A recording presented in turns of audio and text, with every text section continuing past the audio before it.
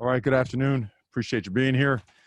For wrapping up practice, we'll be wearing a mask for this deal just because we have another person in the room, and it's just a requirement, obviously, keeping socially distant and wearing masks when in the room with somebody else. That being said, really good practice and full throttle preparations for our opponent this weekend. Questions, please. Let's go to James Scarpia from the Oregonian. Mario, I'm going to try and boil down a complicated situation here. Washington's on pause. This weekend appears to be a little bit in question. If they are unable to go this weekend or in the championship game, the Pac-12 hasn't even determined who would represent the North or if there would be a North representative. This has all happened in the last 5 hours. How have you processed it? What's your view of it? And how do you convey it to your players? 100% focus on playing Washington, our opponent this weekend. And that's the information that was given to our football team. They understand there's stuff out there on social media, but we are preparing 100% to play the University of Washington. Kevin Wade, 247 Sports. I guess, has there been anything relayed to you from whether it's Oregon, the Pac-12, from Washington about the status of the game? Only status of the game that I am aware of is that this game is scheduled for Saturday, that everything what we're doing, we're going forward. I understand there's a pause over there. I get it, and I'm very well informed on the protocols that go with that kind of stuff. But all indications and all information is that we're going forward with this football game. Ryan Thorburn, Register Guard. Sorry, Mario, I forgot my camera was off there. No problem. You've kind of answered it, but how do you kind of keep the team motivated? Whether you might have a big game, you might not have a big game, or you just pretend like it's going to happen regardless? Well, I don't think we ever pretend anything. I mean, we go with what we know, and right now what we know is that we're playing Washington on Saturday, and it's that simple. How do we stay motivated? Being direct and honest, understanding the situation, the circumstances that we've afforded ourselves to be in a positive way.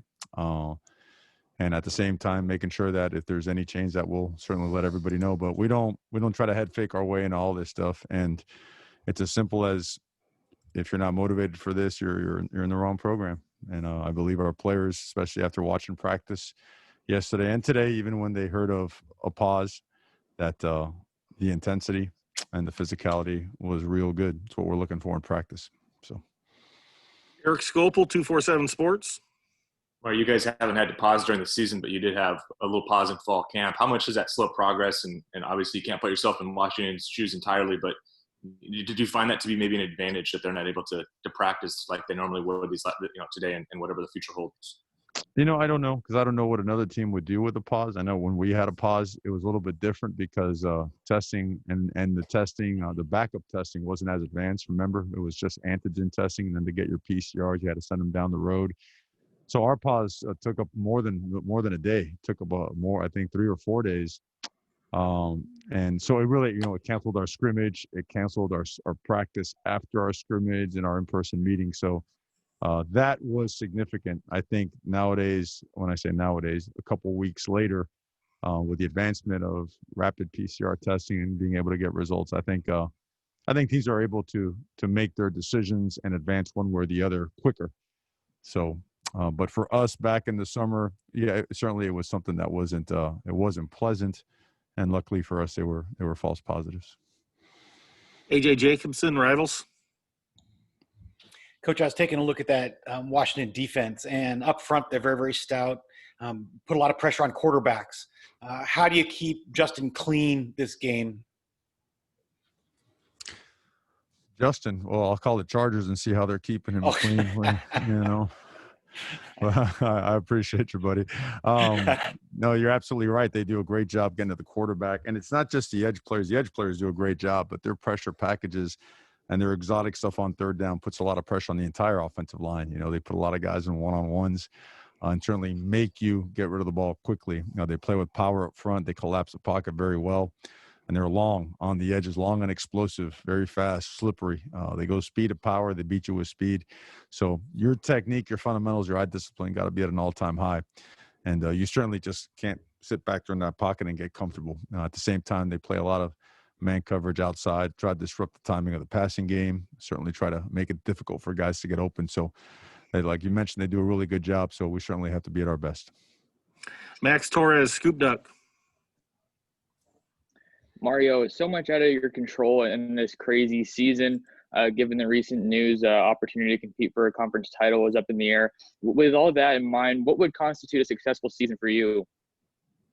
I think everything that you do to improve your football team, your team showing improvement as the season goes on, always, gets the arrow pointing towards success and growing. I know it's a different year. I guess I like to refer to it as different. I don't look for crutches or excuses or stuff like that. I think, we all know where we want to be every single year. We want to be competing for a division, a conference, and a national championship.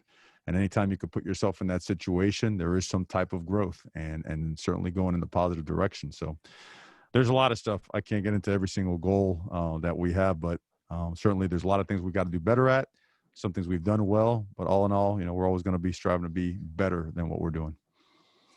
James.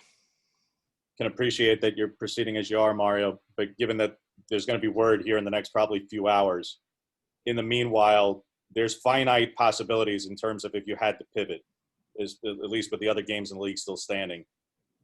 Do you have analysts, anybody start to look at, I'm not even kidding, Ohio University or Charlotte, because there's just finite possibilities for if you had to find a game, there aren't that many teams with postponed games right now. Sure. And look, and I respect the fact that any information that we can give you certainly helps, because we all want information. But the truth of the matter is that we have to be, and always will be focused on what the task at hand is. We can't skip that step, not until there's any other indication that says, hey, this is going to go in another direction. We feel like we're doing the right things, that we've taken the right steps. And we're full bore, 100% focused on a team that honestly, that for us demands and requires to have our full attention. Eric Scopel, 247 Sports. Last two games between these teams were really, really competitive, Washington and Oregon. What did you learn from those games as a coach? What did your team learn? And kind of, does that make it easier to keep it focused just because this is a really intense rivalry and these last two games have been down to the wire? These are physical games. These are physical. They're muddy. They require every ounce, of what you have, and that's the way it should be. I think these are two teams that want to get after it. They want to get after each other, and that's the way college football should always be. Rivalry should always be. So, I think it's awesome, and we're certainly looking forward to Saturday. Warren Williamson, Oregon Duck Football News. Mario, I was hoping you could maybe drill down on this just a bit more. On Monday, when we talked, you mentioned several items that you wanted to try to clean up for this week. Have you been able to do that, and what has that progress been like as you head into Saturday? Well, I think we've made progress on a number of things. Certainly, we put a lot of emphasis on things on a weekly basis that we have to clean up. And I see also the fact that, a couple of guys are getting healthy and getting back in the 2 deep certainly helps that. Competition has always been the best fix for everything, right? So that part helps. Points of emphasis help. Teaching tapes help. Perspective, right? Clarity helps. Better teaching, better coaching, time invested helps. So all those things combined collectively has given us a better week of preparation. And sometimes what gets lost when you have a week where you don't get the results you want, sometimes the development of certain positions in certain areas gets lost. I don't want to lose that, because there's some areas that are young and that are making some really good strides. Really looking like it's going to be a special position, special situation. And you want to keep nurturing that. You want to keep growing that because it's important for the team. So, but all in all, yes, to answer your question, we felt like we've attacked a lot of those areas, turnovers that we can't have, third down conversions, short yardage, the mental mistakes that we had, coverage teams, so a lot of the stuff. Yes, sir. Ryan Thorburn, Register Guard. Mario, if Washington's able to play, what challenges does Dylan Morris present your defense?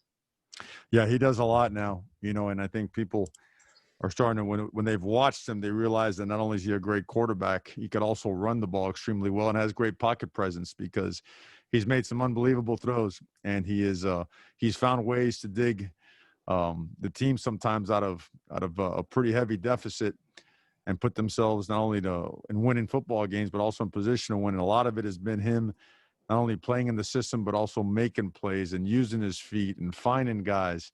But certainly just a guy that we feel is a great quarterback, and certainly, again, going to present a tremendous challenge that we're looking forward to. Ashley Conklin, register guard. Mario, how do you read the psyche of this team after back-to-back losses? Where do you think they are? Greater role, because that's what we do. That's what we emphasize, and you look for it in practice. If you ever sense anything from a staff or a player where you feel it's going the wrong way, you jump all over it right away, and you make it real. You make it a teaching moment. Haven't felt that we've had that. I felt that the practices have been physical. I feel there's been advancement. I think leaders are starting to grow. Leaders are starting to show up more and more.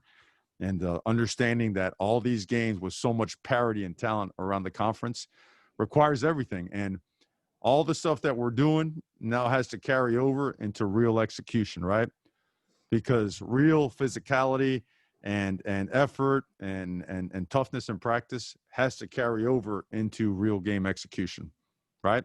You don't practice just to practice. You want to see results in the games. And our results have been inconsistent at times, and we are looking for consistency, right? Consistency in performance, playing with the best effort we can possibly play, okay? And to, I guess the best way to explain it is our guys are understanding more and more that alignment, assignment, technique, fundamentals, eye discipline, that's all part of a play.